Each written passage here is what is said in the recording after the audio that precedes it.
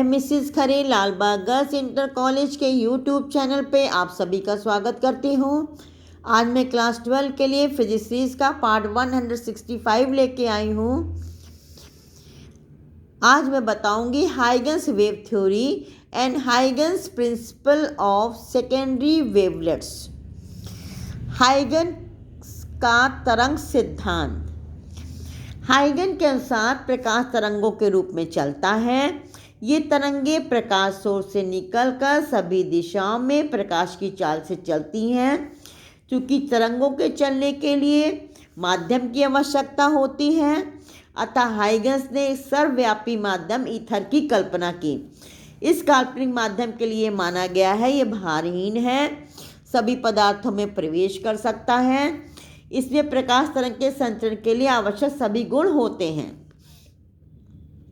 प्रकाश की चाल बहुत अधिक होती है, बच्चों मालूम है 3 × 10⁸ मीटर प्रति सेकंड की चाल से चलता है। ये माना गया कि माध्यम ईथर का घनत्व बहुत कम होता है। इस प्रकार के काल्पनिक माध्यम में प्रकाश तरंगें चलती हैं। जब ये तरंगें आँख की रेटिना पर गिरती हैं तो हमें वस्तु में दिखाई देने लगती हैं। विभिन्न रंगों के प्रकाश की तरंगें भिन्न भिन्न लंबाइयों की होती हैं, यानी वेवलेंथ अलग अलग रंगों की अलग अलग होती है। ये हम आपको बता चुके हैं। अब आइए हाइगन का द्वितीयक तरंगिकाओं का सिद्धांत। Huygens principle of secondary wavelets. बच्चों ये बहुत इंपॉर्टेंट है। इसके आधार पर इन्होंने तरंग के संचरण की व्याख्या की है। इसके 3 पॉइंट्स हैं, अभी आपको बताते हैं। हाइगन ने किसी माध्यम में तरंग के संचरण के संबंध में एक सिद्धांत प्रतिपादित किया है, जिसको कहते हैं Huygens principle of secondary wavelets, या हिंदी में हाइगन का द्वितीयक तरंगिकाओं का सिद्धांत। इसमें कुछ परिकल्पनाएं की हैं। पहला देखिए वेवफ्रंट, जो वेवफ्रंट का हमने डेफिनेशन बताई थी, उसी तरह से जब किसी माध्यम में स्थित तरंग स्रोत से तरंगें निकलती हैं तो स्रोत के चारों ओर स्थित माध्यम के कण कंपन करने लगते हैं। माध्यम में वो पृष्ठ जिस पर स्थित सभी कण समान कला में हो वेवफ्रंट या तरंगाग्र कहलाता है। यदि तरंग स्रोत बिंदुवत है तो तरंगाग्र स्फेरिकल होता है। स्रोत से बहुत अधिक दूरी पर तरंगाग्र समतल हो जाता है। यह आपका पहला पॉइंट हो गया कि समझ में आया, किसी माध्यम से तरंगें निकलती हैं तो माध्यम के कण कंपन करते हैं। माध्यम में वो पृष्ठ जिस पर से सभी कण समान कला में हो वेवफ्रंट कहलाता है। ठीक है,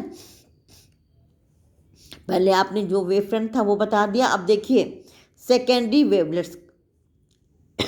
अब देखिए वेवफ्रंट पर स्थित प्रत्येक माध्यम कण एक नए तरंग स्रोत का कार्य करता है, जिससे नई तरंगें सभी दिशाओं में निकलती हैं। इन तरंगिकाओं को सेकेंडरी वेवलेट्स कहते हैं तथा ये माध्यम में प्राथमिक चाल से आगे बढ़ती हैं। तो देखिए वेवफ्रंट है, वेवफ्रंट में स्थित प्रत्येक कण से नए तरंग स्रोत का कार्य करेगा, जिससे जो नई तरंगें निकलेंगी उनको कहेंगे सेकेंडरी वेवलेट्स। ठीक है, वेवफ्रंट हो गया, सेकेंडरी वेवलेट हो गया।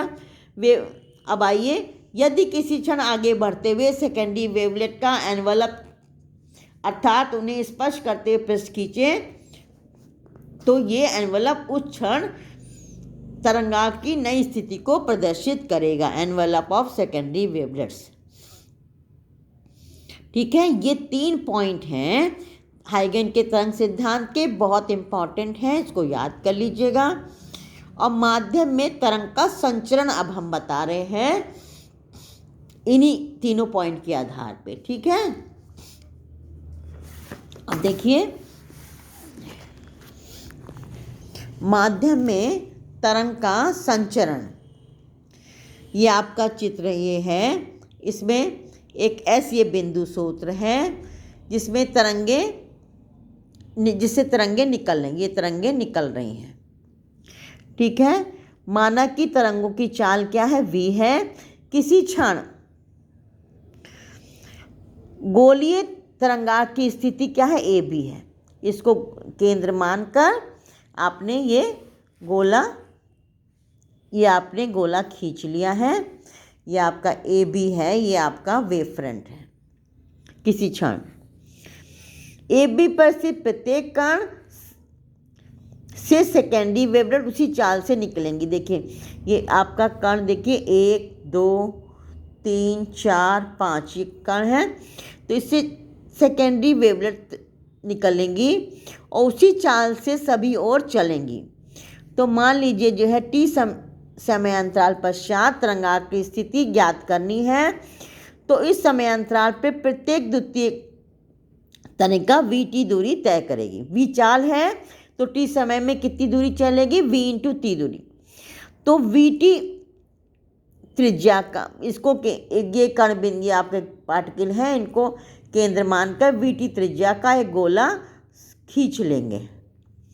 ठीक है, और अब इसको स्पर्श करते हुए ए डैश बी डैश जो है वो स्पर्श करते हुए पृष्ठ बनाएंगे। इसको कहेंगे एनवलप। क्या कहेंगे, एनवलप। ठीक है, ये आगे का है, ये पीछे A double dash B double dash पीछे का पृष्ठ है, ये पीछे का है। तो ये आप,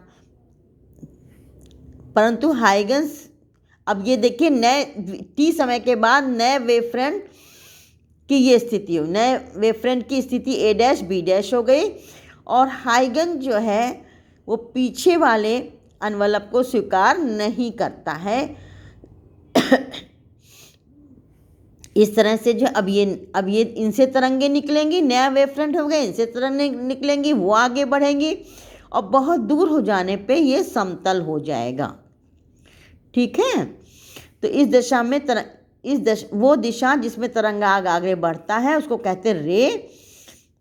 ठीक है, होमोजीनियस माध्यम में किरणें सदैव तरंगाग्र के लंबवत होती हैं। देखिए हाइगन के तरंग सिद्धांत की सफलताएं। इस सिद्धांत में प्रकाश के परावर्तन तथा अपवर्तन के नियमों की व्याख्या की जा सके। इस सिद्धांत से प्रकाश के व्यतिकरण और विवर्तन की भी व्याख्या की गई। अब फेलोर कहाँ हुआ, विफलताएं क्या हुई। इस सिद्धांत में प्रकाश तरंगों को कैसा माना गया, अनुदैर्घ्य लॉन्गिट्यूडनल वेव्स माना गया, जिसके कारण प्रकाश के ध्रुवण की व्याख्या नहीं की जा सकी। तो प्रकाश को अनुप्रस्थ मानकर ध्रुवण की व्याख्या की गई है। इसके माइकल्स मोरले ने अपने प्रयोग से काल्पनिक माध्यम ईथर की उपस्थिति को सही नहीं माना। इस सिद्धांत से फोटोइलेक्ट्रिक इफेक्ट की व्याख्या नहीं की जा सकती।